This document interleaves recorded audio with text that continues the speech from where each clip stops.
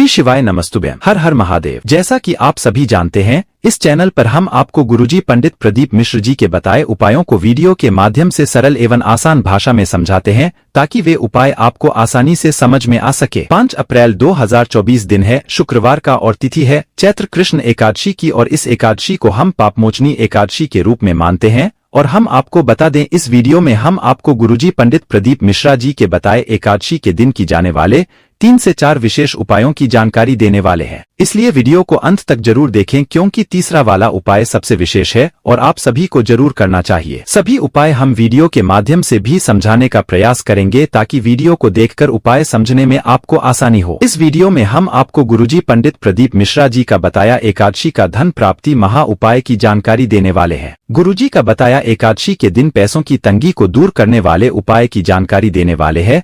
साथ ही एकादशी का मनोकामना पूर्ति सबसे सरल और आसान उपाय है, वह हम आपको इस वीडियो के माध्यम से बताने वाले हैं। इस वीडियो में बताए गए तीनों उपाय में से आपको जो ठीक लगे वह एक उपाय करके आप इस पापमोचनी एकादशी का अधिक से अधिक लाभ प्राप्त कर सकते हैं।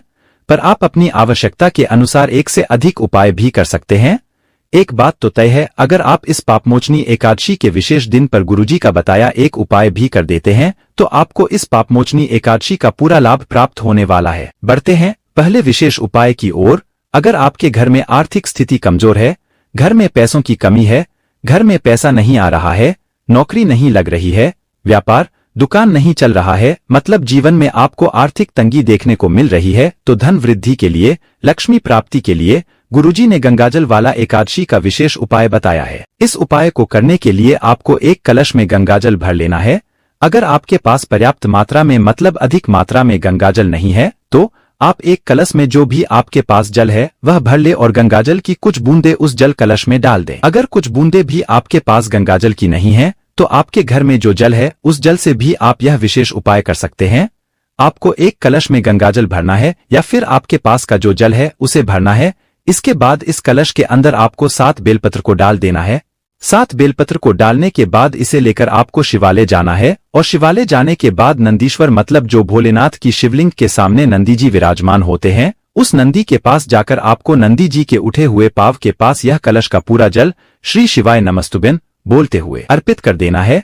पूरा जल आप अर्पित कर दें और उस बेलपत्र को आप कलश के अंदर ही रहने दें, मतलब नंदी जी को आपको बेलपत्र अर्पित नहीं करना है, सिर्फ जल अर्पित करना है। और कहाँ अर्पित करना है, इस बात का आपको ध्यान रखना है।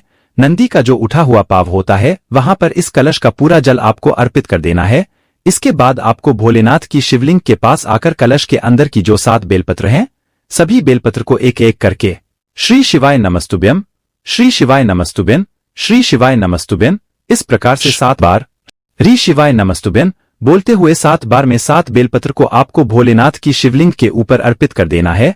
बेलपत्र को शिवलिंग के ऊपर आपको इस प्रकार से अर्पित करना है कि बेलपत्र की डंडी जलाधारी की ओर हो या फिर आपसे विपरीत ओर हो, बस इतना ही करना होता है। यह उपाय गुरुजी ने कहा है 4 से 5 एकादशी करके देखिएगा, आपको जरूर लाभ देखने को मिलेगा। घर में धन वृद्धि देखने को मिलेगी। अगर नौकरी नहीं है तो नौकरी की प्राप्ति होगी। अगर व्यापार कर रहे हैं तो आपको व्यापार में सफलता देखने को मिलेगी। बढ़ते हैं एकादशी के दिन किए जाने वाले अगले विशेष उपाय की ओर।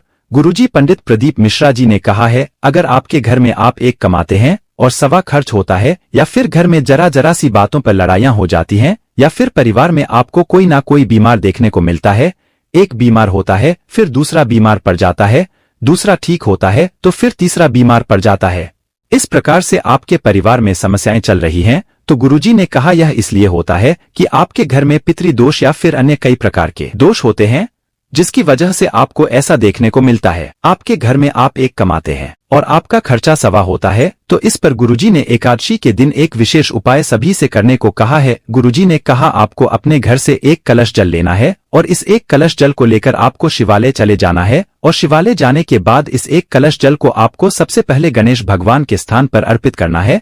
इसके बाद कार्तिकेय भगवान के स्थान पर अर्पित करना है। इसके बाद माता अशोक सुंदरी के स्थान पर अर्पित करना है। इसके बाद शिवलिंग का जो कटी भाग होता है वहां पर अर्पित करना है। अगर ऊपर जलाधारी बंधी हुई है तो वहां पर भी थोड़ा सा जल अर्पित करना है। अगर ऊपर जलाधारी नहीं बंधी है तो पूरा जल आपको शिवलिंग के ऊपर अर्पित कर देना है। इस प्रकार से जल अर्पित करने के बाद आपको 3 बार स्वधा स्वधा स्वधा ऐसे बोल देना है। स्वधा जो है वह माता पार्वती की नानी है, पितृलोक में निवास करती हैं और इस प्रकार से शिवलिंग पर जल अर्पित करने के बाद अगर आप स्वधा स्वधा स्वधा बोल देते हैं तो भोलेनाथ आपके पितरों को तृप्त कर देते हैं। और गुरुजी ने कहा अगर आप स्वधा स्तोत्र का पाठ करना चाहते हैं तो वहीं भोलेनाथ के मंदिर में शिवलिंग से दूर बैठकर स्वधा स्तोत्र का पाठ भी कर सकते हैं। अगर आपको स्वधा स्तोत्र का पाठ देखना हो तो आप गूगल में सर्च करके स्वधा स्तोत्र पाठ हिंदी में या संस्कृत में जिस भी भाषा में आप पढ़ सकते हैं उस भाषा में निकालकर उस स्वधा स्तोत्र का पाठ भी कर सकते हैं। यह विशेष उपाय भी आप 4 से 5 सोमवार या एकादशी करके देखिएगा। आपको जो भी घर में दिक्कतें आ रही हैं, परेशानियां आ रही है, लोग बीमार पड़ रहे हैं, आपस में ग्रह क्लेश हो रहा है या फिर घर में पैसा नहीं टिक रहा है, सभी प्रकार की समस्याओं से आपको मुक्ति देखने को मिलेगी। आपको घर में सुख समृद्धि देखने को मिलेगी। बस आपको स्वधा स्वधा स्वधा बोल देना है। अगर आप मंदिर नहीं जा सकते हैं तो गुरुजी ने यह उपाय घर पे ही करने को कहा है। आप अगर घर पर करना चाहते हैं तो आपके घर में जो पानी का मटका होता है वहां पर आपको पानी के परिंदे के पास एक दीपक प्रज्वलित कर देना है और दीपक प्रज्वलित करने के बाद आप वहां पर भी बैठकर स्वधा स्तोत्र का पाठ कर सकते हैं। इस प्रकार से अगर आप यह घर पर उपाय करना चाहते हैं तो घर पर भी कर सकते हैं या फिर शिवालय में जाकर एक कलश जल अर्पित करके 3 बार स्वधा बोलते हुए भी आप यह विशेष उपाय कर सकते हैं। बढ़ते हैं तीसरे और अंतिम विशेष उपाय की ओर। गुरुजी ने मनोकामना पूर्ति के लिए, किसी भी प्रकार की मनोकामना पूर्ति के लिए एक विशेष उपाय एकादशी के दिन सभी से करने को कहा है। गुरुजी ने कहा आप किसी भी प्रकार की कामना, अब चाहे वह धन प्राप्ति की हो, लक्ष्मी प्राप्ति की हो, कर्जा मुक्ति की हो, व्यापार वृद्धि की हो, मतलब किसी भी प्रकार की कामना, चाहे वह शीघ्र विवाह की हो, आप किसी भी प्रकार की कामना को मन में रखते हुए यह विशेष उपाय कर सकते हैं। आपको एक बेलपत्र और एक चावल का दाना लेकर शिवालय पहुंच जाना है और शिवालय जाने के बाद आपको सबसे पहले एक बेलपत्र को इस प्रकार से शिवलिंग पर अर्पित करना है कि बेलपत्र की डंडी आपके विपरीत ओर हो और यह उपाय करते समय आपको अपना जो मुख है वह उत्तर दिशा की ओर रखना है। आपका मुख उत्तर दिशा की ओर हो, आपकी पीठ दक्षिण दिशा की ओर हो। इस प्रकार से बैठें और बेलपत्र को शिवलिंग पर इस प्रकार से अर्पित करें कि बेलपत्र की डंडी आपके विपरीत ओर हो, बेलपत्र की डंडी आपके विपरीत दिशा में हो। इस प्रकार से बेलपत्र अर्पित करने के बाद आपको इस बेलपत्र के ऊपर एक चावल का दाना श्री शिवाय नमस्तुभ्यम या फिर नमः शिवाय या फिर ओम नमः शिवाय बोलते हुए अर्पित कर देना है। इसके बाद आपको अपनी कामना करना है। गुरुजी ने कामना करने का भी एक विशेष तरीका बताया है। आपको किसी भी प्रकार की कामना जो आप भोलेनाथ से करते हैं उसे करने से पहले या तो आपको ओम नमः शिवाय बोलना चाहिए या फिर नमः शिवाय बोलना चाहिए या फिर श्री शिवाय नमस्तुभ्यम बोलना चाहिए। इसके बाद आपको अपनी कामना करना है। वो कामना करने के बाद आपको एक बार और श्री शिवाय नमस्तुभ्यम या फिर नमः शिवाय या फिर ओम नमः शिवाय जो भी आप मंत्र बोलते हैं वह बोलना चाहिए। इस प्रकार से ही कामना की जाती है। कामना बोलने के पहले और कामना बोलने के बाद एक मंत्र का उच्चारण किया जाता है। इसके बाद आप अपनी कामना कीजिए और घर आ जाइए। यह उपाय भी 4 से 5 एकादशी करके देखिएगा, आपको लाभ जरूर देखने को मिलेगा। जो भी कामना है वह आपको पूर्ण होती हुई नजर आने लगेगी। वीडियो में बताया गए उपायों से संबंधित अगर अभी भी आपके मन में कोई प्रश्न है तो वह प्रश्न आप कमेंट बॉक्स के जरिए पूछ सकते हैं। मेरे द्वारा दी गई जानकारी अगर आपको थोड़ी सी भी उपयोगी लगी हो तो इस वीडियो को लाइक करके कमेंट बॉक्स में जय श्री महाकाल जरूर टाइप कीजिए। श्री शिवाय नमस्तुभ्यम। जय श्री महाकाल।